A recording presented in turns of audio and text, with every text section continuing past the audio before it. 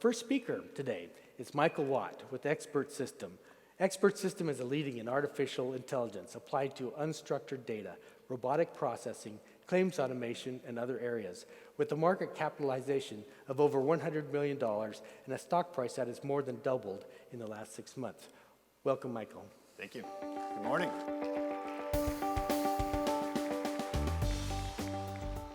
So here in Omaha, home of the College World Series, I just had to start with a baseball quote today from the great philosopher Yogi Berra. The future ain't what it used to be. And while Yogi was talking about a lot of things, but I think the one thing that's undeniable is technology adoption's changed.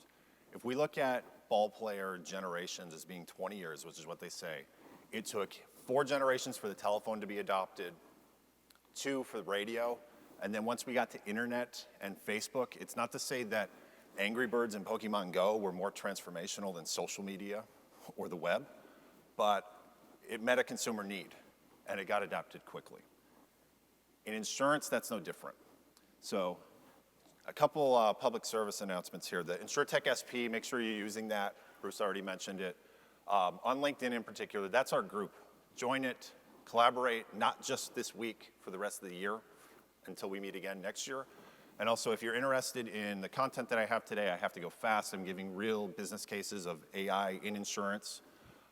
You can download all of my slides, 3 use cases that I don't get a chance to download or cover in detail. You can download it on this link here.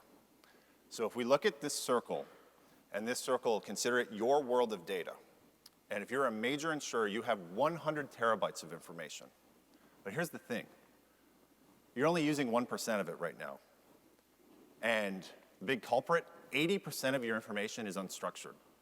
It's text, it's reports, it's documents. It's things that for generations we've had to manually process. That's changing. Because that's changing, if you look to your right and your left, consider that that's your competitors. This time next year, one of them is going to be using artificial intelligence. For that reason, Gartner says that AI adoption in the next 12 months is about to just accelerate at a pace that we've never seen. But what does this really mean? So before I go into a little bit about the business cases that I mentioned, let me give you a quick background on our company. We specialize only in technology that can accurately read and make sense of unstructured text, right? So documents, reports, emails, that type of thing.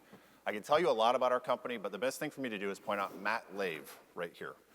Matt is retired Marine Sergeant, Infantry Squad Leader, 1-5 Charlie Company. He has 3 active tours of duty. And Matt, we're very proud to have him as the newest member of our team.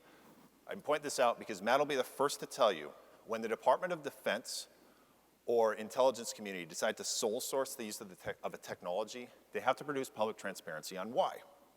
So recently, the Department of Defense tested our technology against 12 of our competitors, 17 requirements, the same requirements that you as an insurance company would look to evaluate this type of natural language understanding, or we call it cognitive AI, right? You've heard NLU maybe as a buzzword.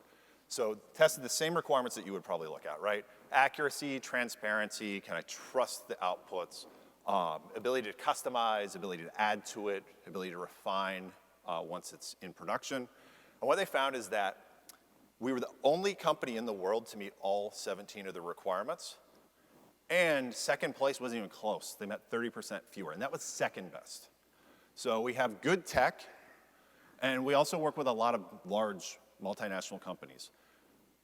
A lot of the major insurers, but I think more importantly for us is that we work in other industries. And what we find is that as we deploy technology that can accurately read and make sense of unstructured information, we find that, believe it or not, things in oil companies sometimes are applicable to insurance, especially in banking and finance.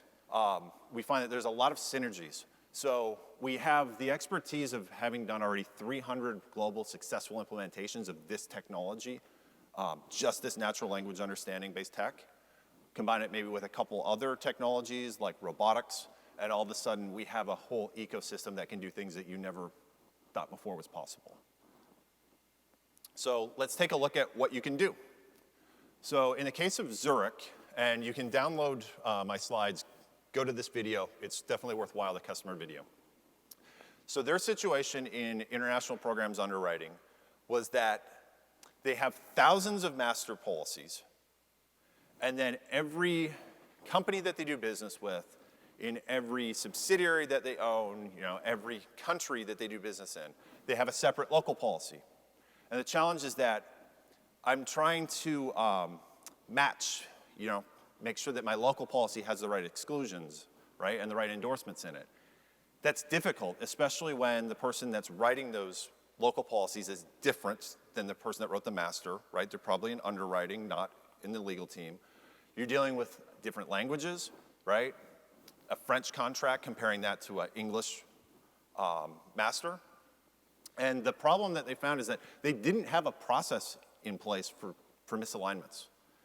So they're doing thousands of these a year, right? Some of their biggest clients, they have 150 plus of these local policies. When they did the manual check, it took an average of 8 hours to perform. So more often than not, you're issuing these local policies, you're hoping that you got everything right, but you don't have a way to audit this.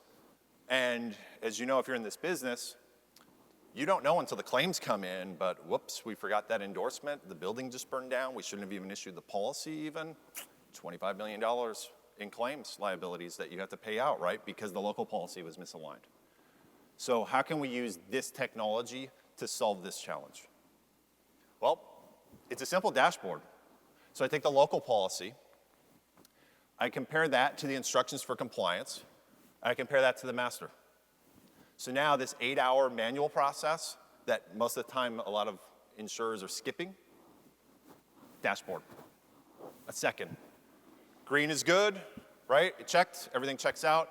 Red, I can actually click this text reference to for general limit, and it will take me exactly to where it was in the document, in the local policy, that spotted this, this flag, and it'll tell me why, right? It could be a false positive.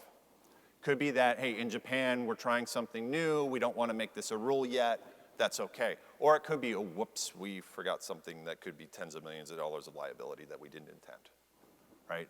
So I think the business case in this scenario is very clear, right?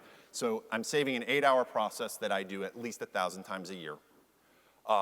Reduced contract leakage and exposure. And what about the responsiveness back to the customers, to the brokers, right? I don't have to do this process manually anymore. I can get back to them a day faster. In a competitive situation, we know that that's important. So that's one use case. And like I said, we have, at last count, 36 use cases in insurance. Don't have a chance to talk about all of them. Let's stay on Zurich, but let's look at claims.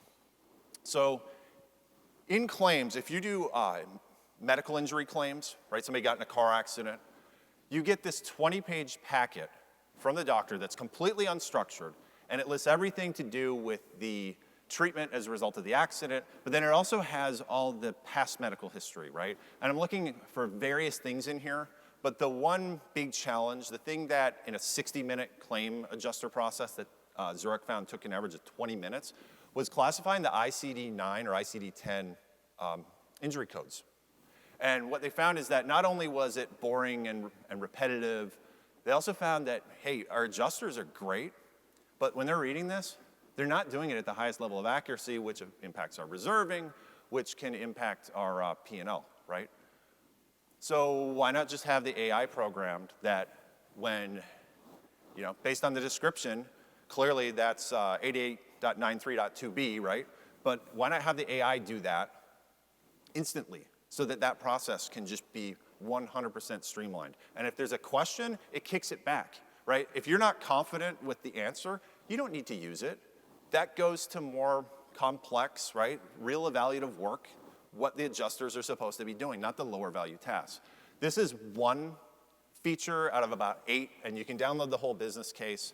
I have all the 7 other steps listed of what we can do, right? Validating the policy, checking for fraud and irregularities, checking for mitigation arguments. There's a lot more that goes into this, but definitely this is a feature that a lot of insurers could leverage, we found, because they struggle with this process. Let's go back to underwriting, because there's a lot of use cases for AI in underwriting. And let's look at what AXA is doing. And you can check this out online.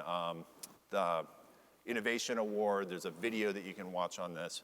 So anytime that they get a commercial property request from a broker for a property that they don't know anything about the property, they get this report, could be 60 to 100 pages, and it has everything about the composition of the building, right? And somebody has to read and make sense of this. So, checking out fire, somebody has to check out that, okay, well, there's some risk factors in here because they have to refurbish a fire pump. And they need gas suppression. Well, that's clearly indicative of risk. And then the fire doors need to be replaced because they're not up to the ideal stature, right? So you have to read every single one of these components, and you have to give it a score. Well, what AXA found was that in addition to taking 4 hours per report, and they're doing 10,000 of these a year, in addition to that, they found that there's a plus minus 20% variability in the scoring. So on the one extreme, one of their best risk engineers is over-assessing the risk, which probably means I'm not winning that business, right? I'm pricing myself out of the market. On the other hand, on the other extreme, under-assessing the risk, probably even worse because I'm winning a policy, but in aggregate, those policies probably aren't very profitable. And again, they do it 10,000 times a year. So I'm reducing my risk exposure by tens of millions of dollars, but more importantly, if I'm in a growth department and I just freed up 40,000 hours of time for my team, that's like adding 20 new employees.